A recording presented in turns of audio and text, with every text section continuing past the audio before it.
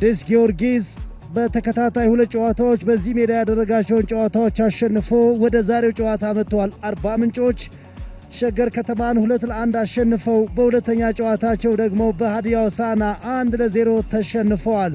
ሁለቱም ደጋፊዎች ላይ የሚታይ ተስፋ አለ። ቅዱስ ጊዮርጊስ መትረፉን ለማረጋገጥ ጥቂት ጨዋታዎች ላይ ማሸነፍ ይበቃዋል።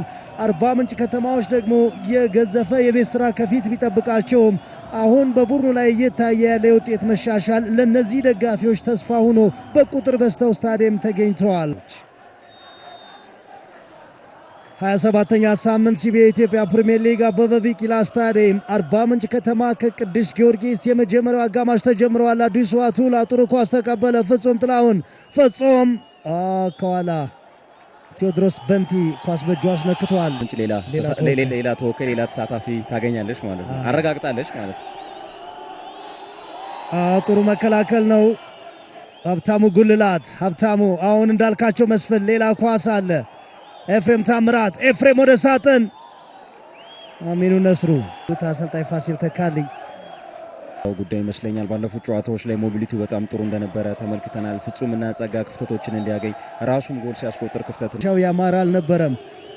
አሁን ቀጥታ ሳጥን ውስጥ ለመጣል የወሰኑ ይመስላሉ። ሀብታሙ ጉልላት ሀብታሙ የመጀመሪያ ጎል ፍጹም ጥላሁን ዛሬም ለፈረሰኞቹ ዋልታ ሆኗቸዋል።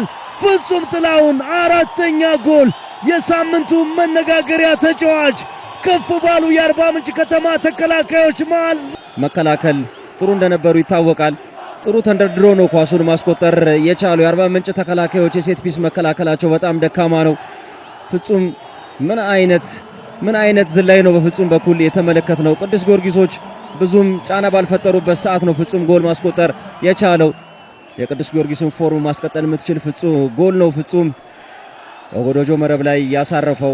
አርባ ምንጮች ግን ጨዋታው ላይ ተጽዕኖ ማሳደር ችለው ነበር። ጊዮርጊሶች ቀድመው ግብ አግኝተዋል። አርባ ምንጭ ከተማ 0 ቅዱስ ጊዮርጊስ 1 የ30 ደቂቃ ውጤት ነው። ኳሱ ማግኘት አልቻለም። ተገኑ ወደ አዲሱ አቱላ ፍጹም ጥላሁን ያገኘው ፍጹም ጥላሁን ተገኑ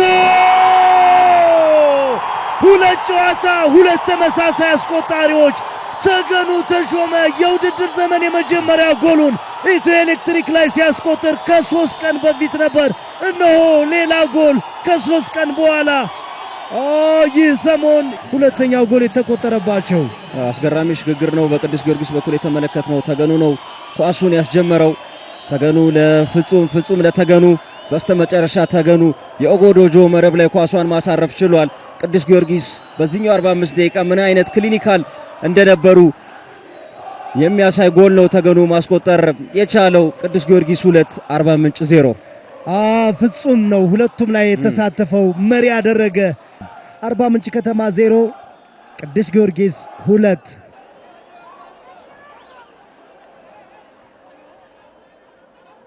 የመጀመሪያውን ጎል አርባ ምንጮች አግኝተዋል።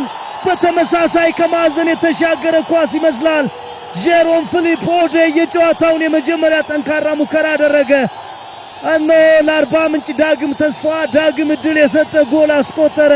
ምን አይነት ጨዋታ ነው! 41 ደቂቃ 3 ጎል በኢትዮጵያ ፕሪሚየር ሊግ ቅንጦት ነው።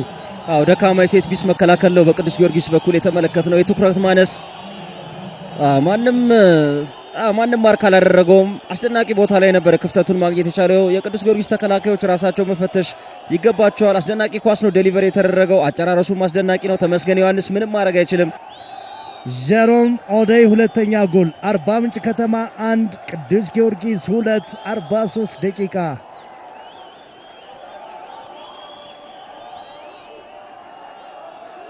ተገኑ ተሾመ ተገኑ አካሉ አቲሞ አስጥሏል። መሃል ላይ የአብስራ ጎሳዬ ላይ ጥፋት የሚደረግ የኳስ ቅብብል አስደሳች ነው። ጎልም አስገኝቷል። ባዲዮ ጨዋታ ላይ ተመልክተናል ጎል ሲያስቆጥሩና ወደፊት ጥሩ ጥምረት ይወጣቸዋል። ሀብታሙ ጉልላት ሀብታሙ ምናልባት አስደናቂ ኳስ ነው ከሀብታሙ ጉልላት የተሻገረው ፋል ብሩክ አለማየሁ የፍጹሞች ቀን ነው ዛሬ። ውጤቱ በዚሁ ካለ ፍጹሞች ፍጹም የሆኑበት ቀን ነው። ጎዶጆ ከሄኖክ ዮሐንስ የተላከ ኳስ ነበር። ምንድነው ያደረገው? ተመልከት። ክሮስ ነበር ቀጥታ ወደ ጎል ነው። ጎዶጆን መፈተን የቻለ ኳስ ነው ሄኖክ ያሻማው። ሚካኤል ጣመ ጎዶጆ ቸኩሏል። ለድሪሶ አብዱላሂ ኤፍሬም ታምራት ኤፍሬም የመጨረሻ ጎል ማማዱሲክ ባለፈው የማዕዘን መምቻ ሰበረ ገዝተ ክፈል ተባለ። አሁን ደግሞ ነቀለ። ግን ሁሉም ለሱ ምንም ነው። ከምንም በላይ የሚያስፈልገውን ጎል አስቆጥሯል። ነበረ በስተመጨረሻ ኤፍሬም ታምራት ያሻማውን ኳስ ማማዶሲክ ረጅሙ ማማዶሲክ በግሩም ሁኔታ በግንባር ገጭቶ ቅዱስ ጊዮርጊስ መረብ ላይ ማሳረፍ ችሏል። አርባ ምንጮች ባለቀ ሰዓት ጣፋጭ አንድ ነጥብ አግኝተዋል። አብዱ ረዳት ዳኛ ትግል ግዛው እንደዚሁም ኤፍሬም ደበሌ ሚካኤል ጣመን ጠርተዋል። ጨዋታው ተጠናቀቀ። ምን አይነት 98 ደቂቃ ነው የተመለከትነው።